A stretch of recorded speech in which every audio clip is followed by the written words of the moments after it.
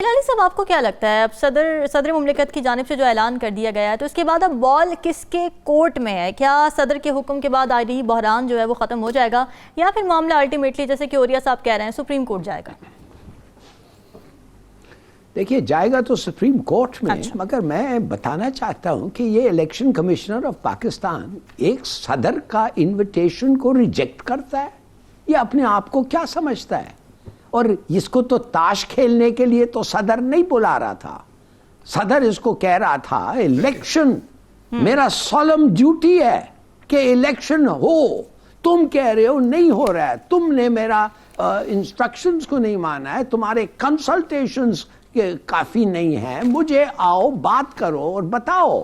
اور شاید اس کے بعد وہ کہتا میں ریفر کروں گا یا تمہاری باتیں ٹھیک ہے. یہ تو کہتا ہے صدر کو ایک لیکچر پلا دیا. You have nothing to do with elections. Really? تم کدھر کے نکلے ہو انٹرپریٹر آف دا کانسٹیٹیوشن؟ تم کدھر سے سپریم کورٹ کے جج بن گئے ہو؟ اور اس بیڈ مینرز نمبر 1. دوسری بات یہ ہے کہ آرٹیکل 57 یہ وہ سب بالکل صحیح. آرٹیکل 57 ایک عہدہ، you have taken N oath کہ تم کانسٹیٹیوشن کے تحت چلو گے. اور تم دیکھ رہے ہو تمہارے سامنے ایک آدمی جس کا صرف اور صرف ایک کام ہے الیکشنز ہولڈ کرنا، الیکشن کمشنر آف پاکستان، وہ کہتا ہے میں نہیں کرتا. ارے تمہارے کو کہا کنسلٹ کرو، میں نہیں کر سکتا، وہ نہیں دیتے، یہ نہیں دیتے. ارے یہ کوئی طریقہ ہے to behave when a president gives you an instructions؟ اور گورنرز کہتے ہیں میں کنسلٹ ہی نہیں کرتا. اور پھر اس کا جو کام ہے کہ ٹو سے نو، وہ کہتا ہے کہ یہ ایک جو پنجاب کا جو گورنر ہے، میں نے تو فیصلے میں تھا ہی نہیں تو میں کیوں ان کو ڈیزالو کروں یا نہیں ڈیزالو کروں. You see what I am trying to tell you is کہ ان لوگوں کو صرف اور صرف ان کے ماسٹرز، مثال کے طور پہ الیکشن کمیشن کے تو پتہ ہے نا کس پارٹی کے ساتھ ان کا یہ ہے لگن ہے. تو اٹس سو obvious. اب آپ کو بتاؤں ایک نیا ٹیکٹک ہو رہا ہے. نیا ٹیکٹک یہ ہے کہ اگر بھی سپریم کورٹ آف پاکستان نے کہا کرو الیکشنز، یہ پتہ کیا کہے گا؟ یہ استعفیٰ دے دے گا. کون؟ Chief election commissioner? یہ استعفیٰ دے دے گا چیف الیکشن کمشنر. اور 3 مہینے کے لیے معاملہ اور چل جائے گا. You understand? Only to cause delay. یہ تو لوگ کہہ رہے ہیں کہ ایسا کچھ سٹیپ لینے والا ہے. تو نیا چیف کو ایسا اپوائنٹ ہوگا، دونوں کو کنسلٹ، کس کو کنسلٹ، کب، کون، کیسے، کتنا دیر. دیکھیے ان کا کام یہ نہیں ہے ان کا کام ہے to sabotage the working of the constitution, not to facilitate the working of the constitution. بڑی افسوس کی بات ہے.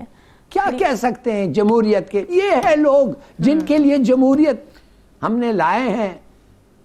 یہ ہیں لوگ جو امپلیمنٹ کر رہے ہیں. کیا باتیں کر رہے ہیں، ان کو تو کوئی قدر ہی نہیں ہے جمہوریت کا. ہلالی صاحب، آپ کچھ کہنا چاہ رہے تھے، بتائیے گا. کیونکہ یہاں پہ سوال یہ اٹھ رہا ہے کہ جی خان صاحب خود جو ہے رول آف لا کی باتیں کرتے ہیں، لیکن وہ اتنی انہوں نے ڈیلے کر دیا وہاں پر آنے میں، اتنی دفعہ ان کو مہلتیں دی گئی، ریلیف دیا گیا. پی ڈی ایم تو یہ کہہ رہی کہ ان کو لیے تو ریلیف تھا. یہ دیکھیے سیدھی سادی بات ہے، میرے خیال میں عمران خان کو بھی سوچنا تھا کہ دیکھیے اس کو بڑا خطرہ ہے، اس کو اپنے جان کا خطرہ ہے، اینڈ اٹس ویری جسٹیفائبل. تو اس کو یہ کہنا تھا کہ دیکھیے ایک تو میرا ہیلتھ الاؤ نہیں کرتا اور کچھ دیر تک وہ رکا ہوا تھا، دوسری بات ہے میں ویل چیئر پہ آ رہا ہوں یہ وہ، مگر میرا جو سیکیورٹی ہے، میرے اپنے لوگ، میرا اپنا سیکیورٹی کہتا ہے وہ ویسا نہیں ہے جیسے ہونا چاہیے، کنسیڈرنگ کتنے لوگ میرے پیچھے لگے ہوئے ہیں اور کس قسم کا تھریٹ ہے میرے لائف پہ. تو میں آئی ایم سوری جج صاحب، اگر میرا سیکیورٹی اسیس کرے گا کہ میں ادھر نہیں پہنچ سکتا without fear of my life, میں نہیں آؤں گا. اور آپ مجھے بے شک جو بھی کرنا ہے چاہے تھے کر دیں. ٹھیک ہے. دیکھیے کہنے کی بات یہ ہے کہ اس وقت اگر انہوں نے ایک فیصلہ کرتا تو میرے خیال میں یہ نہیں ہوتا کہ بھئی جا رہا ہوں نہیں جا رہا ہوں, ایسا لگ رہا ہے اس وقت, لگتا تھوڑا سا یہ ہے کہ he was weak, he was confused, he changed his mind. میرے خیال میں ان کو ایک فیصلہ کرنا تھا کہ میری سیکیورٹی جیسے بے نظیر بھٹو کرتی تھی when she was in Pakistan, امریکنوں کو کہا تھا کہ سیلز دو, مشرف نے کہا نہیں میں سیلز امریکن سیلز کو نہیں آنے دوں گا, ہم پروٹیکشن دیں گے. جب پروٹیکشن نہیں ہوتا تھا وہ نہیں جاتی تھی. بالکل ٹھیک ہے ہلالی صاحب, یہ بات بالکل ٹھیک ہے کہ اس بات کی ضرور اسکروٹنی ہونی چاہیے کہ یہ ریکارڈ کون کر رہا ہے, لیک کون کر رہا ہے. لیکن ایک اور میرا یہاں پر سوال ہے آپ سے, وہ یہ کہ جیسے اگر کسی کی نجی بات چیت لیک ہو جاتی ہے تو ٹھیک ہے, ہم اس کو کہتے ہیں کہ بالکل قابل مذمت ہے, اس میں کوئی شبہ نہیں ہے. مگر اگر لیک کی گئی آڈیو میں یا ویڈیو میں کوئی ایسی بات ہو جو کسی کے پروفیشنل ایتھکس سے متنازع ہو, یعنی اس میں یہ کہہ سکتے ہیں کہ پروفیشنل کنڈکٹ کی بات ہو رہی ہو, اس کے اوپر بات آ رہی ہو, بددیانتی نظر آ رہی ہو پروفیشنل کنڈکٹ پہ, تو کیا ایسی آڈیو یا ویڈیو کی بھی اسکروٹنی نہیں ہونی چاہیے؟ دیکھیے بالکل ہونا چاہیے, اور بلکہ ایک اسپیشل فورس ہونا چاہیے جو ان چیزوں کو انویسٹیگیٹ کرتے ہیں اور ان لوگ جنہوں نے بنایا ہے ان کو پکڑتے ہیں اور عدالت کے سامنے پیش کرتے ہیں. اس لیے کہ اس قسم کے ملائننگ ویڈیوز جو ہیں وہ انلیگل ہیں, خاص طور ججز پہ انلیگل اور انکانسٹیٹیوشنل ہے. مگر ٹیپنگ اور ویڈیوئنگ تو رکتا ہی نہیں ہے, اور اس کا مقصد کیا ہے؟ ججز کو پریشر میں لانے کے لیے. یہ آرٹیکل 9 ہے ہمارا کانسٹیٹیوشن, میں تو سمجھتا ہوں اگینسٹ دا اسپرٹ آف اسلام اس قسم کی گندگی کو اسپریڈ کرنا. اب آپ کو میں بتانا چاہتا ہوں کس چیف جسٹس آف پاکستان کو یہ جو پولیٹیکل پارٹیز ہیں اس وقت, انہوں نے نہیں گالیاں دیا اور ملائن نہیں کیا ہے. کھوسو کو کیا ہے, نثار صاحب کو کیا ہے, ارشد ملک کو کیا ہے. مگر میں سمجھتا ہوں ان لوگ, جو آپ نے بالکل صحیح کہا, جب تک آپ ان کو پکڑیں گے نہیں, اندر نہیں کریں گے, روکیں گے نہیں, یہ چلتا رہے گا. یہ کہنا کہ کورٹ میں نہیں پیش ہوتا دیر فور بھول جائیں, نہیں.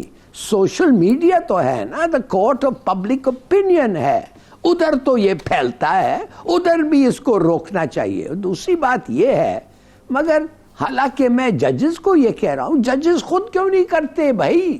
اور دوسری بات یہ ہے, تو میں پھر آپ کو میں یہ کہتا ہوں کہ جب تک اس قسم کے ویڈیوز کو آپ نہ صرف forget it کہ آپ اس پہ ایکشنبل ہیں کہ نہیں, ان کو روکنے کے لیے لوگوں کو پکڑیں اور سزا دیں اور بات ختم ہو جائے گی.